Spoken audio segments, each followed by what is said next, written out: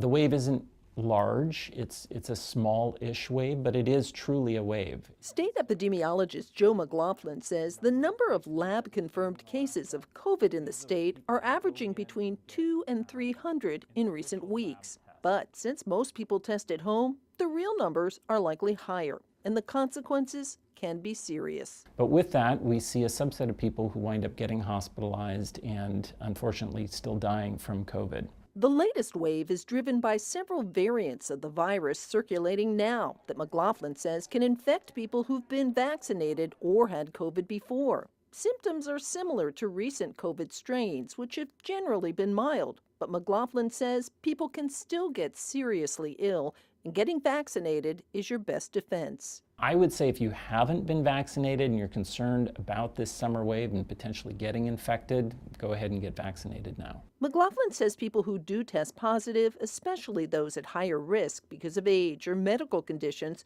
should consult their healthcare provider about treatments. He noted the CDC has changed its recommendations for isolating. Instead of 5 days, people can now return to work 24 hours after their fever has gone away. If you haven't had much of a fever, but you really have a lot of symptoms, same thing. Wait 24 hours until your symptoms have mostly resolved. He says people who test positive but aren't experiencing symptoms should try to avoid close contact with others for the next 5 days. That could include wearing a mask or simply giving people more space.